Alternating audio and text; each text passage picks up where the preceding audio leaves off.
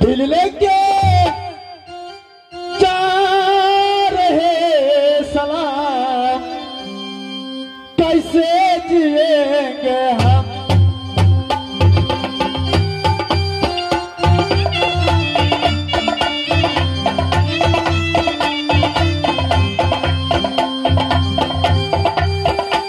दिल लेके जा रहे सलाम, कैसे जिएंगे हम।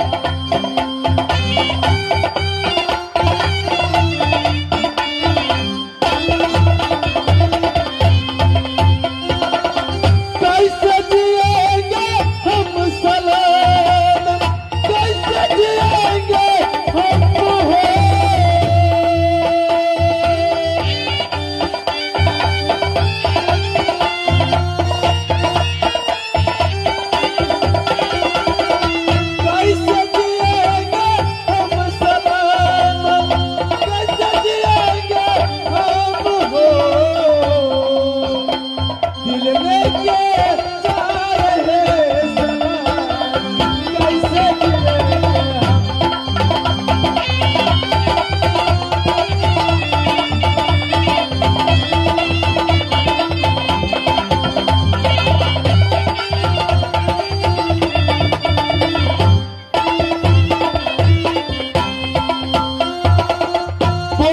भरी शराब की विलंबराब लत हो।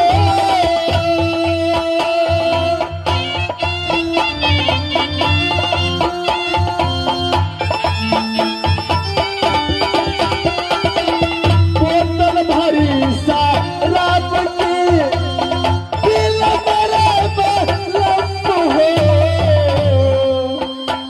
नशों में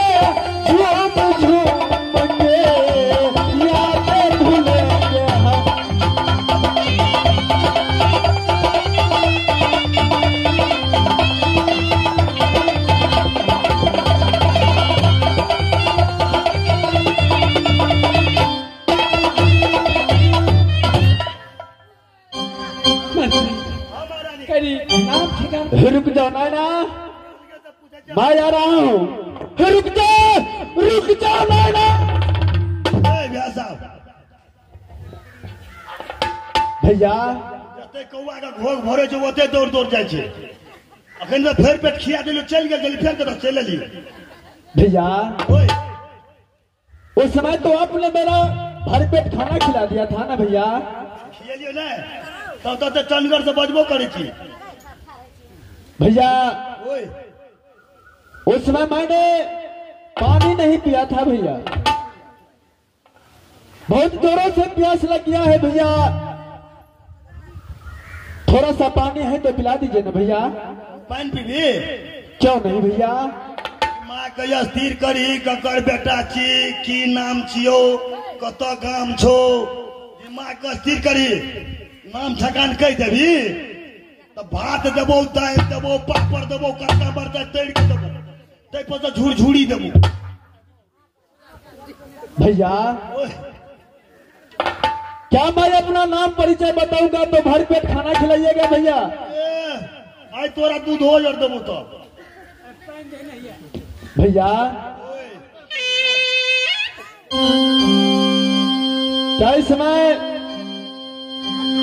तो मेरे घर का कोई ठिकाना नहीं है भैया। दिमाग का स्थिर करी दिमाग का, तू तो फिर ककरो बेटे अभी ना।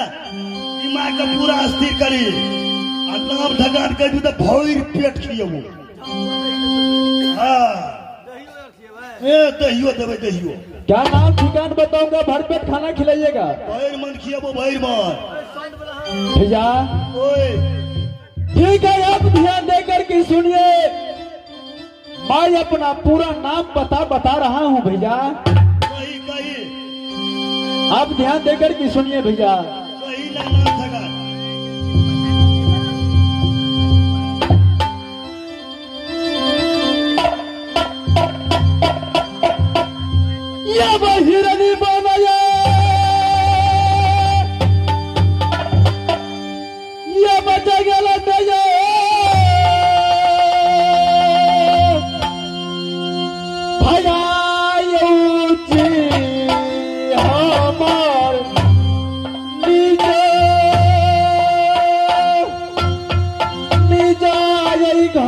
तोरा हमारा लागई छै।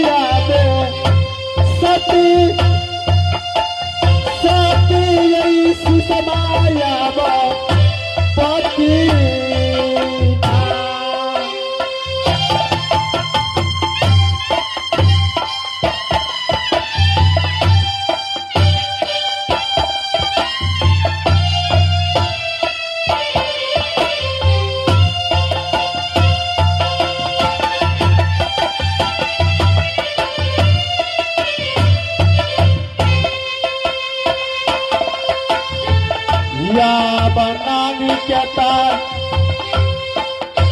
नमवायो भैया नानी क्या नमवायो भैया जी यम सती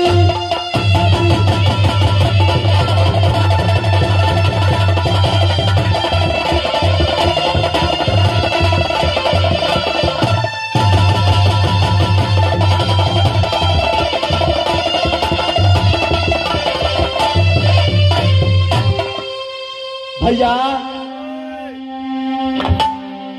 मेरा निज घर हिरनीबन जंगल पड़ता है।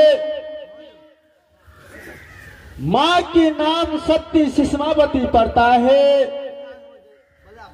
नानी के नाम सती बनदेवी पड़ता है। मेरा ही नाम जंगली बादशाह पड़ता है भैया।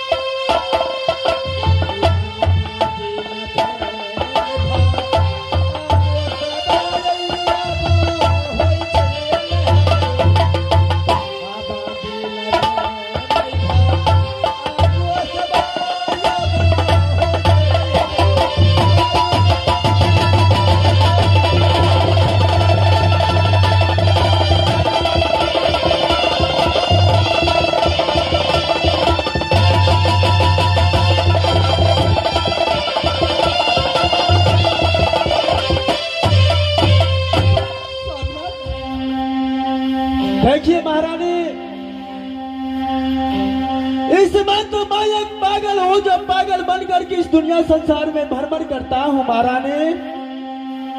ये पागल आपकी स्वामी कैसे हो सकता है महारानी? स्वामीनाथ, मैं आपका स्वामी नहीं हूँ, इस समय मुझे जाने दीजिए न महारानी। नहीं स्वामीनाथ, देखिए महारानी, अगर ऐसा बात है तो इस समय सबसे पहले अपना नाम परिचय कहकर की बताइए। जो कहा घर है, कहा की रहने वाली है, क्या नाम है, सारा कहकर की मुझे सुनाइए। भगवान, जब तक और स्वामीनाथ की और नाथ ठिकान ने बता तक स्वामीनाथ पहचानत परमात्मा। जब हमरो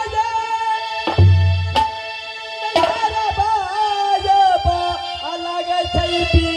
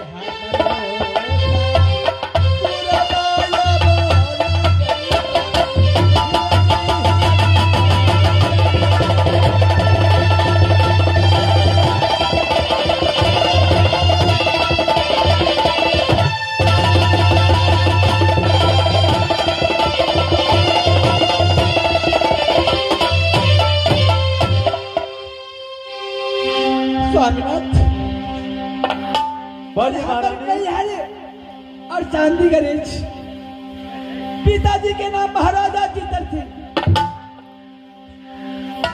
और हमारे सासुर और हिरनी बन जंगल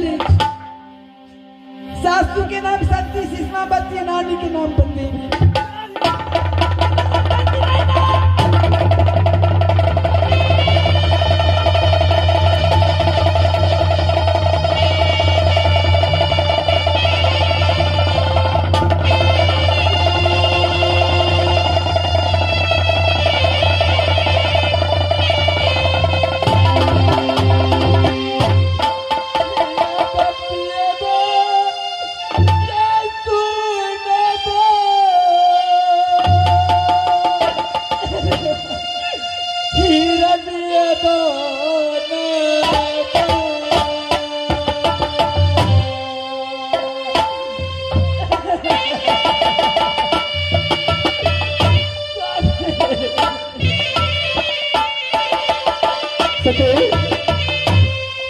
ऐसे मैं मत रह सकी कौन?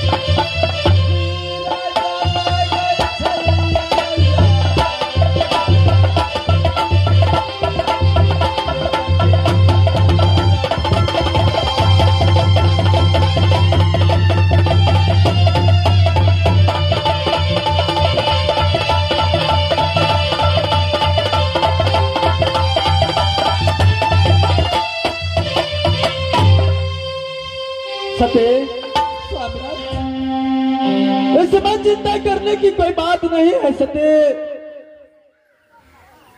मैं भी तो तुम्हारे कारण पागल बन करके इस दुनिया संसार में भ्रमण कर रहा था सते। स्वामीनाथ आज तूने हैकर की मुझे मिल गया है न सते। हाँ स्वामीनाथ अब आज तुम्हारी आज से लेकर के जाऊंगा अपना हिरनी में जंगल सते।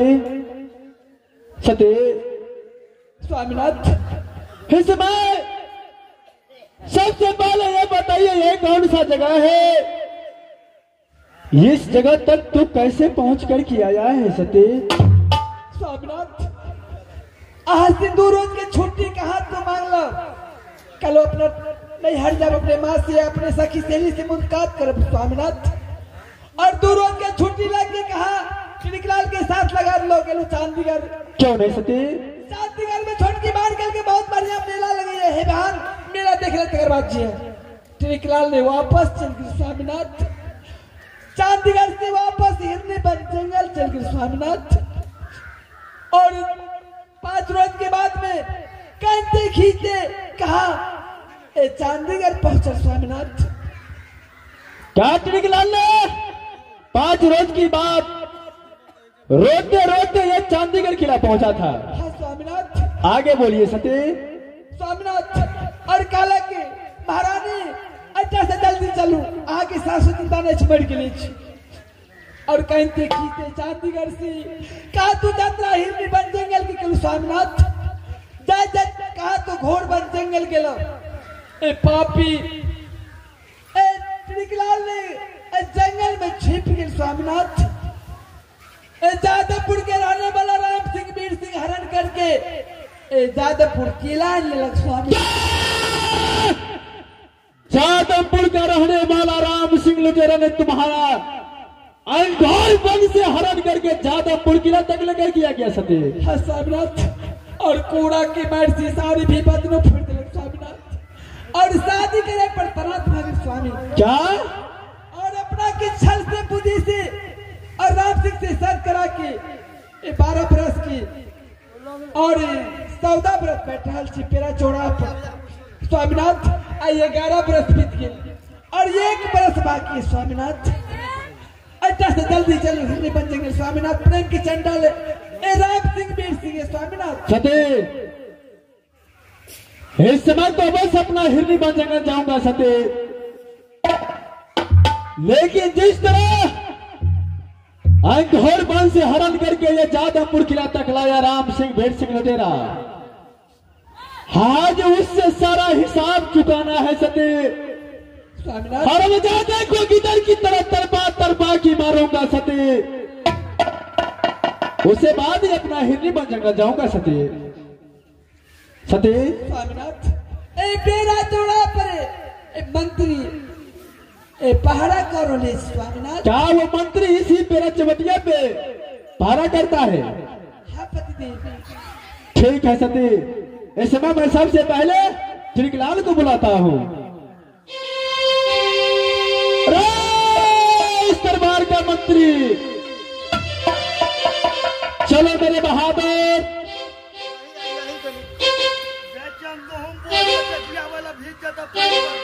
जय देखो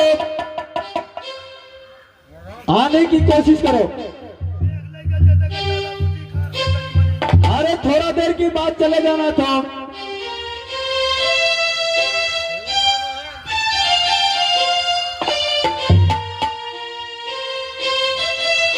बिगड़ल छै कमला बिगड़ गई कोशी।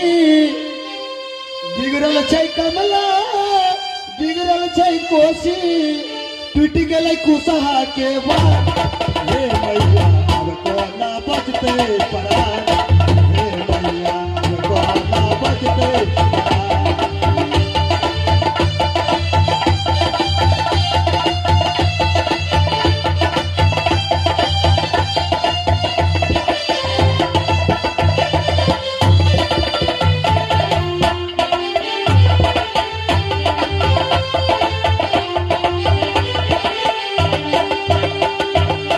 घर दुआर पतो नहीं चले भयो घर द्वार के खान घटइए बकरी छकड़ी के पतो नहीं चलिए चाहला के मुर्गा के छनइए चाहला के मुर्गा के छनइए भर के नहीं गई रज के बा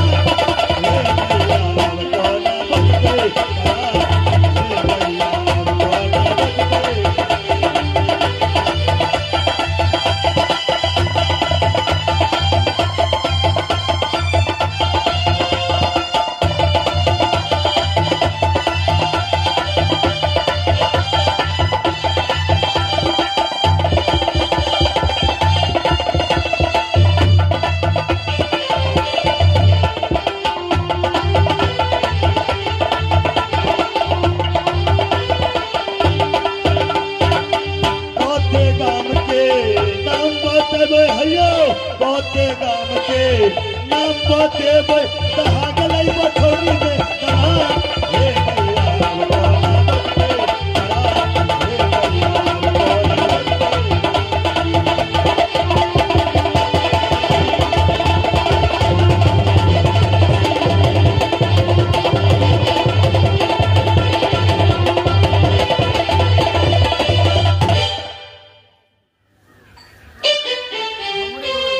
मंत्री जी सबसे पहले ये बोलो जो मुझे पहचानता है या नहीं? सफाइया ने पहचाने के मेला ठला में हमने चिन्हा पड़ते करे छी खर्चा क्या मेला ठेला में जान पहचान नहीं करता है तो 5 रुपया चाय भगल छ 7 रुपया पान दे छे हाँ 2 रुपया फोफी दे छे अच्छा चौबीन मास्टर 10 टका में एक प्लेट दे दी क्या इस समय तू सही में मुझे नहीं पहचानता है? सफाइया ने चिन्ह किया अरे याद करो तूने 12 बरस तक मेरा दरबार में नौकरी किया था बहादुर। आज वही तुम्हारे सामने खड़ा हो गया है। पहले तो मोटगर छला मोट खाई छला तो मोट छला कल में तो लेट गलत ने चिन्ह किया क्या इसलिए तुम नहीं पहचानता है? अब तो पहचान गया है। अब चिन्ह किया कनी मनी। मंत्री जी क्या तूने मेरा ब्याही को चांदीगढ़ किला से अंधोरबन जंगल लेकर के आया था? हमने ललिए कोई लौने है हमरा तो ड्यूटी से फुर्सते नहीं थे। क्या तूने लेकर के नहीं आया? हमने ललिए मास्टर को हमरा जा पर तो 3 कट्ठा में छो किए खार काट के रख दे जो बोझ बन के देखिया तो तक जी मेघ लगे छे हम देखो गहूं के चतावत ए मंत्री जी आने की कोशिश करो बहादुर। अरे चल दो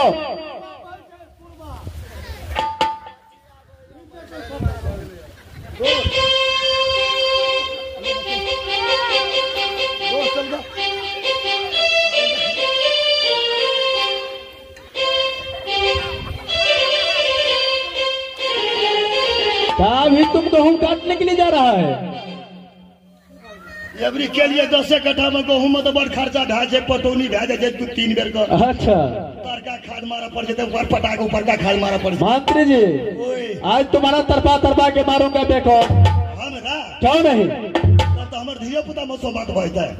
मंत्री जी तूने जिस समय मैंने तुम्हारा अपना राज से नौकरी खर्च किया था उसी टाइम जाकर कि तूने चांदीगढ़ किला से छलों से मेरी ब्याही को लेकर कि तूने अंधोरबन जंगल आया। महाराज हम कहलिए महाराज खिसिया गेल छे खिसिया के भ गेलिए यहाँ खुशी लाल तो हमरा तो धागा पिटलिए हम तो ठंडा के भ गेलिए मोती लाल। कहलिए अब जाए छे चांदीगढ़ विदाई करा लेबे महारानी के लगे चल देबे हिरनी बन महाराज ठंडा जेते। एक बदमाश पैर लग गेल जंगल में दुनू भाई छला महारानी का जो 2 कोरा मारल के तो हम तो उड़ान कस दिलिए घोड़ा। अच्छा 5-6 कट्ठा टेप के उनेट के ताकले तो महारानी के धागा मारत रहे। कहलिए महारानी के छोड़ के कदा जेबे फिर घुड़ के लिए अब यही ना रहिए गेलिए हमारे में कोनो दोख नहीं है महाराज। क्या इसमें तुम्हारा कोई गलती नहीं है? कोई कमी नहीं है महाराज। जंगल तक पैदल आवत रहिए, भाड़ा रहते तब ना। अच्छा टेम्पू पकड़ लेतिए, भाड़ा रहे न रहे चेक। हमर चेक रहे दिन के भजे छे। ये बताओ मारो या बोलो हरियाणा तू समाना रहू तेरी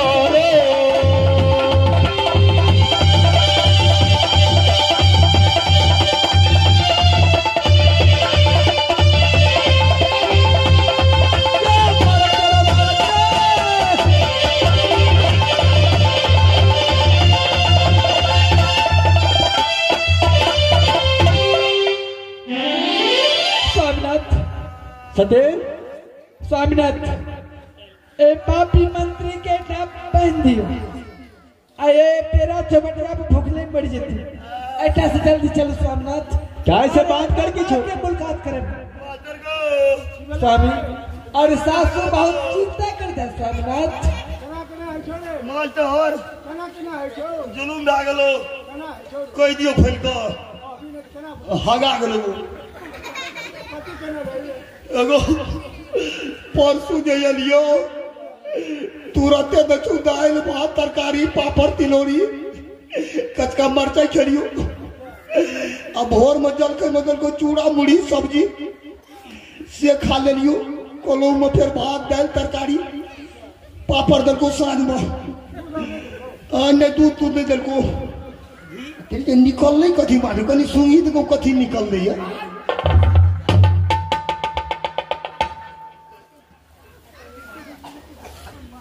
मंत्री जी आपने हमरा मारा, हमरा बुखार लग जाइए। सती स्वामीनाथ क्या तुम्हारा विचार है जो इसे बांध कर किसी पेरा चमटिया पे छोड़ दो? हाँ स्वामीनाथ। जो अन्न और पानी बिगड़ तरफ तरफ की मर जाएगा हरमजादे। हाँ स्वामीनाथ। अच्छा से जल्दी चलो। और सासू बहुत चिंता करते हैं स्वामीनाथ। ठीक है सती। हमरा ने बानू 17.5 को धिया पुताइयो कहे देखो तुम्हें बांध करके छोड़ दूंगा इस पेरा चमटिया पे। अन्न और पानी बिगड़ तरफ तरफ की मर जाएगा तो सबटा धिया पुता मसो मात भ जेते।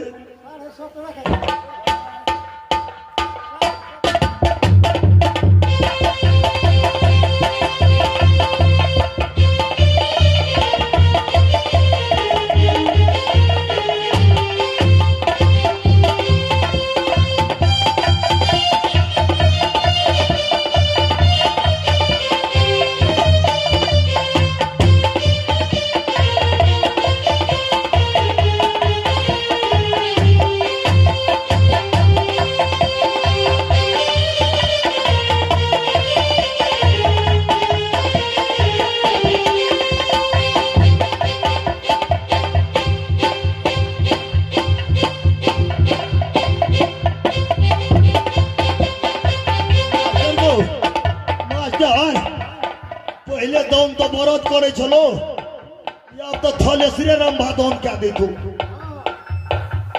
हाँ मंत्री जी चलो इधर आने की कोशिश।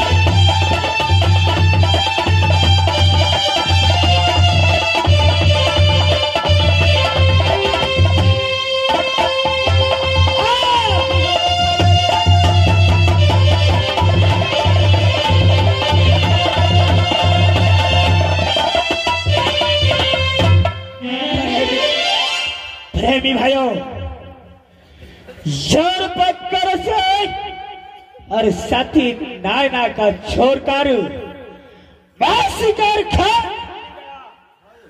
जय की राज जब मेरा चौवटिया आता हो शेख पकड़ साहब को पता तक नहीं देता हो जो कहा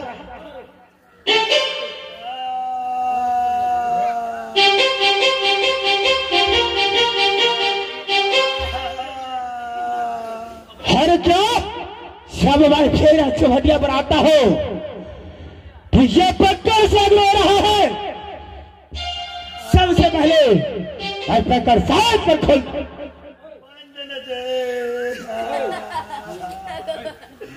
पकड़ सिंह के तो खच्चर सिर बाया दल का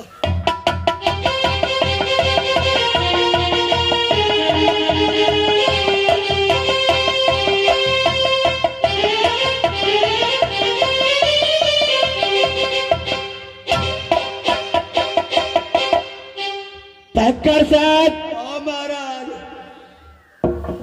ये बोलो और ऐसा सच्चा भाई का होला तो पैदा लिया तो यहाँ से तुम्हारा बेरा चौबटिया पर बांध दिया। महाराज महारानी सौदा बरत लुटवा लगले हम पहरा करे लगलिए क्या नहीं चल गलिए शिकार खेले ला एगो पागल ये ले महाराज। क्या ये सी पागल आया है? जी महाराज पागल के कहलिए महारानी भिक्षाटन दे दियो दरबार से चल जेते हिरनी से भर पेट खा लेल के अब चल गेली अब फिर न घूरे फिरे फिर चल गेली। क्या ये खारा खाकर पागल चला गया? जी महाराज वापस फिर आ गया फिर आबि गेले। ऐसे आगे क्या हुआ भाग? महारानी कल के बउआ नाम ठकान पूछियो कतऽ रहे छे नाम ठकान पूछलिए कल के हमार घर छे हिरनी बन जंगल नाम छे जंगली बादशाह। महारानी तो सामी सामी कह लगले। ये पागल नहीं बोला मेरा घर हिरनी बन लगता है। जी महाराज और मेरा नाम वही जंगली भाषा पड़ता है। जी महाराज ऐसे आगे क्या हुआ बादो? महारानी तो सामी सामी कह लगले। हम तो कहलिए सामी तो धान में रहे छे घसबानी और 2 बोरा का लाबै छे। महाराज हमरा चुचकार के पकड़ लेलका। अच्छा योत पिटार नहीं पिटल कह सबटा खेलहा निकल गल का। क्या है रमजादे ये पागल तुम कर मान का बहुत पिटाई किया। जी महाराज उल्टा का बांध दल का हम तो कभी किले पजरा न करे भ गेले उल्टा का बांध दल का महाराज आ महारानी के लगा भाई चला। ये सत्यनारायण को लेकर ये जंगली वास्तव चला गया। जी महाराज पक्कर से जी महाराज अगर कितना दूर गया होगा? महाराज स्टेशन चल गया 10 लोकाज स्टेशन ने माथे के लिया। पक्कर से जी महाराज अगर शुभ का तो विलंब मत करो जल्द से पीछा करो। गाड़ी के टाइम देखो गाड़ी के टाइम पकड़ा देते तो कभी टेम्पू से क्या रहे फॉर्म चलना चाहिए मतलब मत कर सकी दरबार आओ बहादुर चलो पीछा करो। जल्दी चलो रुक जाओ रुक जा रहना आ रहा हो जल्दी चलो महाराज।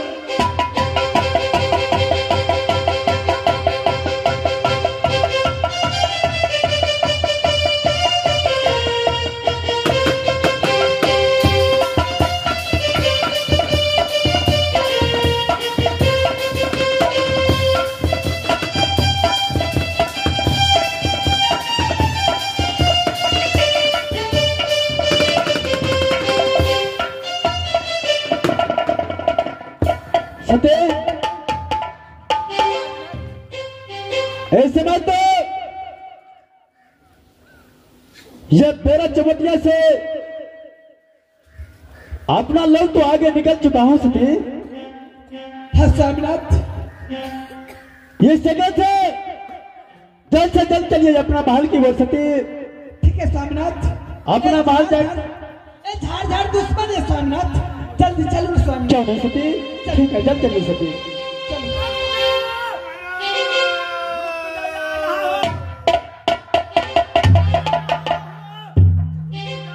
सती स्वामीनाथ इस समय इस घोर जंगल में भैरव भैरव की आवाज आ रहा है सती। स्वामीनाथ मालूम पड़े बीर सिंह की आवाज है स्वामीनाथ। अच्छा से जल्दी भागो ना। क्या ये बीर सिंह की आवाज लगता है? जल्दी चल स्वामी। सती स्वामीनाथ पीछे डाले रात से बीर सिंह स्वामीनाथ। चिंता करने की कोई बात नहीं है सती। जल्दी चल रहा सती आने दो सती। आज हरमजादे को नानी बंदेवी के नाम से बलि प्रदान करूंगा सती। चलो मेरे बहादुर आने की कोशिश करो।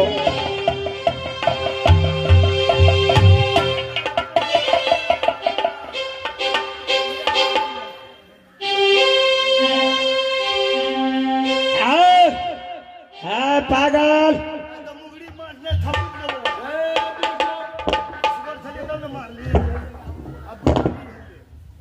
है पागल बोला बैर सिंह।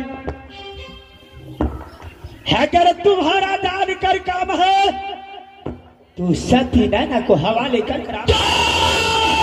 देखो अगर मेरा सामने मेरा सती का नाम लिया तो जिब्या पका।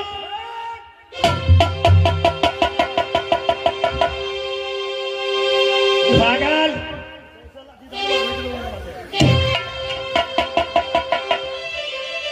भाई बार बार कहता हूँ अरे बहादुर सब तो जानते हैं श्री राम सैन बिरसी को चंगुल में जो फंस जाता है कदापि बचा कैसे पहला जान बचाना है। इस दुनिया संसार में तुम्हारा जिंदा रहना है या अपनी मां की गोद में खेलना है। यहां से शीघ्र भाग जाओ बहादुर, नहीं तो आज तुम्हारा सरकार की बरगई में टांग दूंगा। बैकअप बाता अगर तुम्हारा जान बचाना है तो यहाँ से चले जाओ। अपना माँ का याद बचा कर सो जाओ।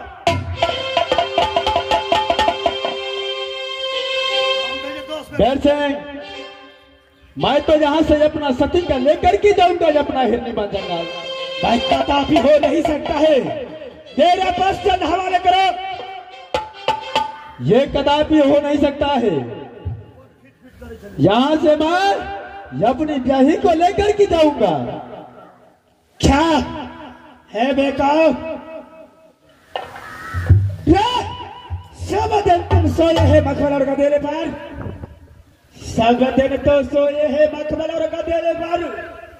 अगर हमारा मारे के ये देर से लुटेरे चला देंगे बेटे। अच्छा बैर सिंह क्या इस समय तुम अकेला बात यहाँ से नहीं जा सकता है? तो अगर जान कर काम है तो यहाँ से चले जाओ पास।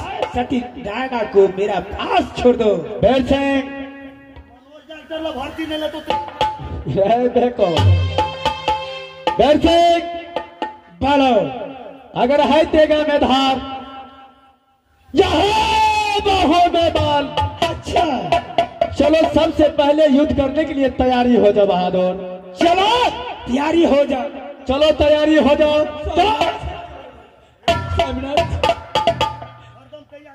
प्रेम की चंडाल बीर सिंह स्वामीनाथ और हमारे जब बच्चे बनाने स्वामीनाथ। सती स्वामी इस समय तुम चिंता मत करो सती। आज मैं बीर सिंह लुटेरा की जब नानी बंदेवी की नाम से बस बलि प्रदान करूंगा सती। जिस तरह तुम्हारा हरण करके लाया है जादवपुर किला आज उसी तरह इससे हिसाब चुकाना है सती। तुम चिंता मत करो।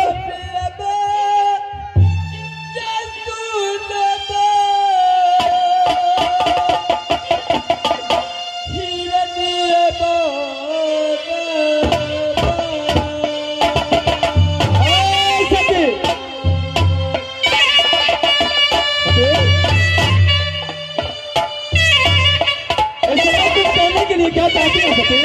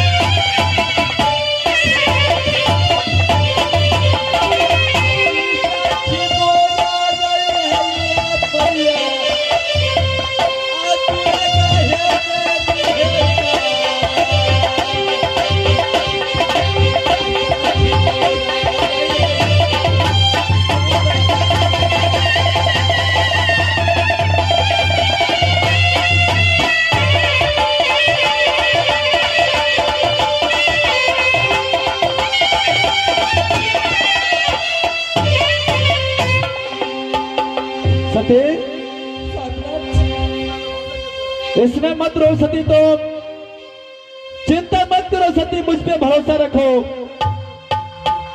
हाँ बस मैं आज वीर सिंह लुटेरा की सर से धड़ अलग करूंगा सती। स्वामीनाथ सती कुछ देर के लिए तुम एक साइड में खड़े हो जाओ सती। ठीक है स्वामीनाथ। बैर सिंह भालो जंगली वास्ता, कहा मेरे साथ में तुमने युद्ध करने के लिए तैयारी हो गया। अब की अभी भी मौका है, अगर जान कर काम है तुम सती नारा को छोड़कर चले जाओ। देखो बैर सिंह, मैं तुम्हारा यही समझौता दे रहा हूं, ये समझौता समझ करके यहां से भाग जा बहादुर, नहीं तो आज तुम्हारा इस दुनिया संसार से नामो निशान मिट जाएगा। अरे जब नहीं मानता है, अगर बाहों में बल है, ताजा में धार है, तो तैयारी हो जा। सबसे पहले मेरा समझौता की ध्यान देकर की सुनो। अरे चितिया बिना बाजी मयार रोबतो, हर चितिया बिना रोबतो बहिनिया रो तोहार, मगर लाली पलंग पे बाजी तेरी यार रोबतो।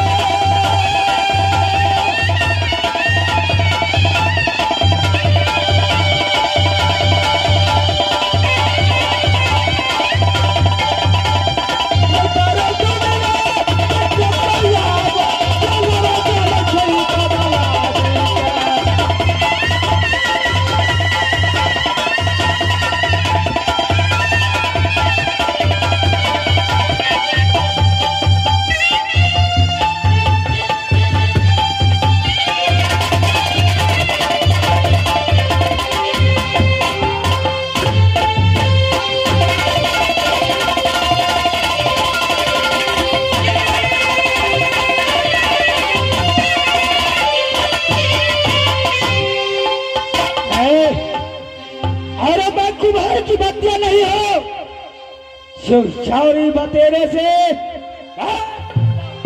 बैर से हरे नाम हाथ बेटा सारा बात चिर बादिया क्या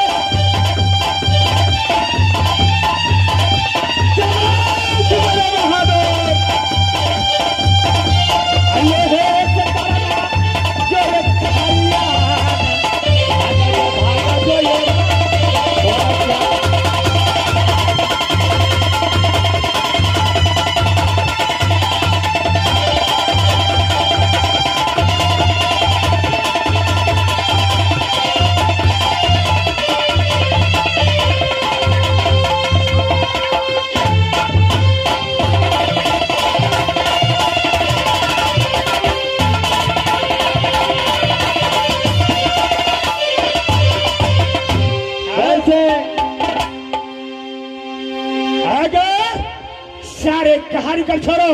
अच्छा होने वाला है अगर तेगा बिधार है। अच्छा तो चलो तैयारी होने की कोशिश करो। चलो तैयारी होने की कोशिश करो। चलो जय भोले शंकर। चलो तैयारी हो जाओ। चलो तैयारी हो जाओ। चलो बजा दो मार्केट की डंका।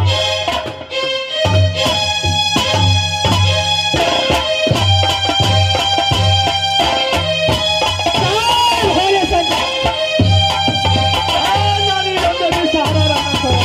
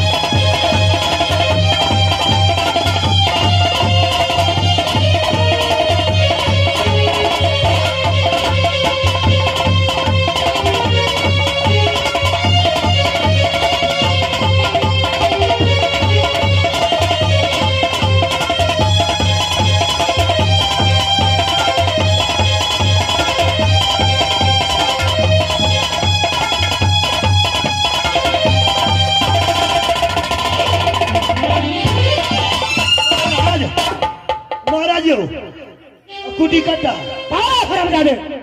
ओकरा दूगो कुटी कट्टा भ गेलै। टमाटर लाल टमाटर लाल कहे छै। ये बहुत जुर्म हो गया। आ तो अपन पौस भुगले रह जेता।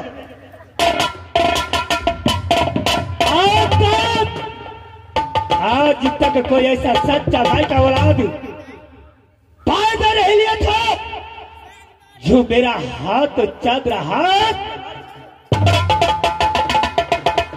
लेकिन आज मेरा हाथ चल रहा तलवार। सपोर्ट भेला मोटा के खूब करने नहीं लगे छै। टमाटर लाल जी महाराज। हाथ तलवार छुड़ा गया तो क्या? जी महाराज। है राजा हेलो यहाँ से तुम भाग जाओ। अभी भी मैं तुम्हारा समय दे रहा हूँ।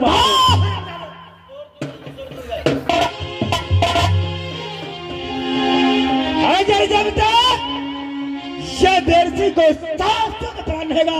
अच्छा कदापि सती नारा को ये तो इस समय क्या करना चाहिए बहादुर? तो चलो बल जान में तैयारी हो जा बहादुर। मजबूत करेगा तुम मेरे साथ। क्यों नहीं? बैर से बोलो तोड़ दूंगा मरोड़ दूंगा, तोड़ दूंगा मरोड़ दूंगा। ये पानी का धारा है, अगर रण का मालिक है तो आया वीर अकेला है। चलो तैयारी हो जा बहादुर। अरे बाप तो बेटा हो छत्री कुल का। अच्छा अरे मैं तो बेटा हो छत्री कुल का, जो रंग रंग में है जोश। अच्छा आज न तुम्हारा मारो तो लाख लाख चलो मंदिर होने के लिए तैयारी हो जाओ। चलो बजा दो मार काट की डंका।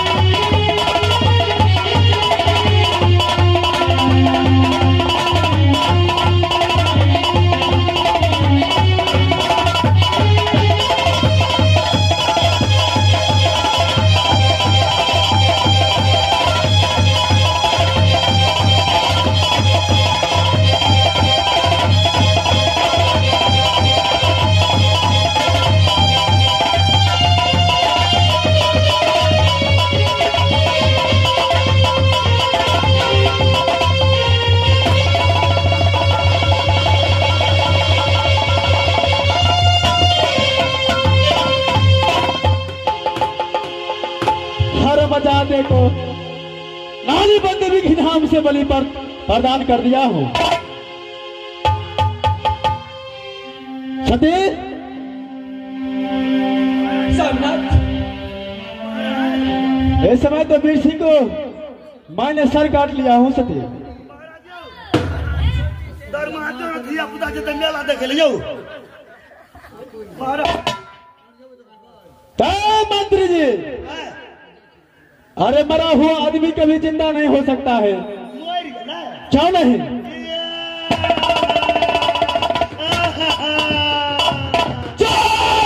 देखो,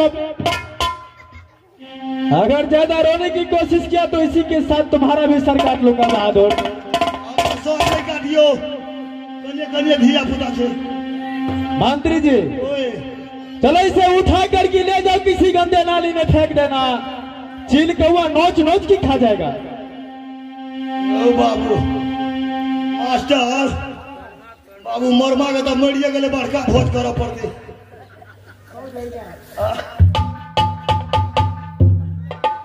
हमर भैया कत छे असगर उठते लीट के लावे चला, कुट के खाई चले, मोटगर खूब चलिए कमा के खाते तो। मंत्री जी, चलो इसे उठा करके जाओ, किसी गंदे नाली में फेंक देना। असगर नहीं उठते वाला ज्यादा हल्के चलना पर भारी। चलो उठा भैया गो पतरका भैया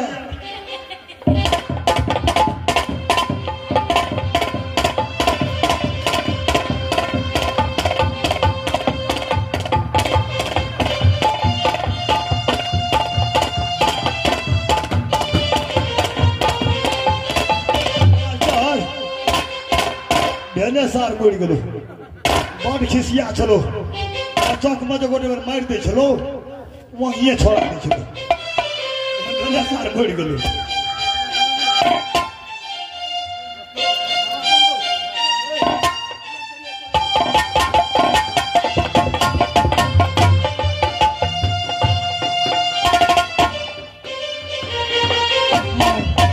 राम राम सत है, संग वही गत है,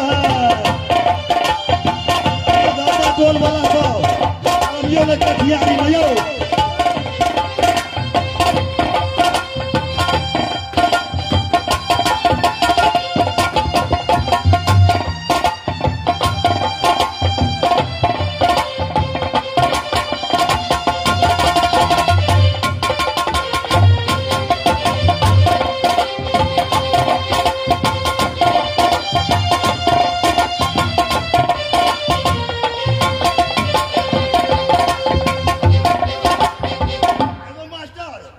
तोरी बहनी पर भारी छोड़ो गाँव में घर बनाई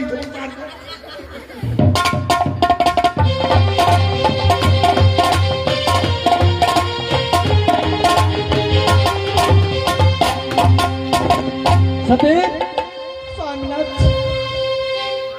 इस समय तो मैंने वीर सिंह को बंद कर दिया हूँ। सती स्वामीनाथ, ए पापी राम सिंह स्वामीनाथ इतना सी और कते दूर है स्वामीनाथ, जल्दी चलो ना।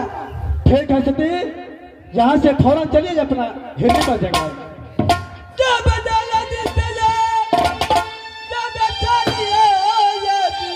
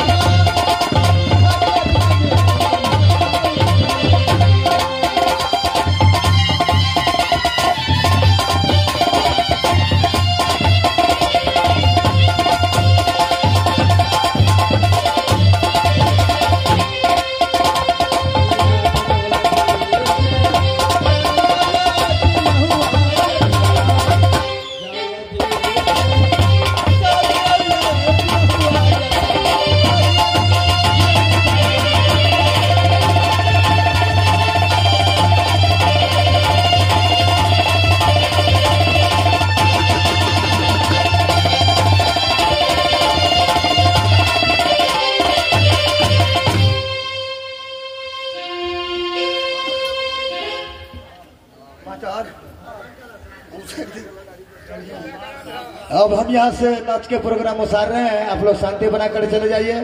फिर छकरबाजी 5 बजे से लेकर के 7 बजे तक, 9 बजे से प्रोग्राम फिर चलेगा। बोल दे सच्चे दरबार की जय, माँ सरस्वती की जय, माँ भगवती की जय, भाता टोल गाँव की जय, चूल्ही चौका की जय।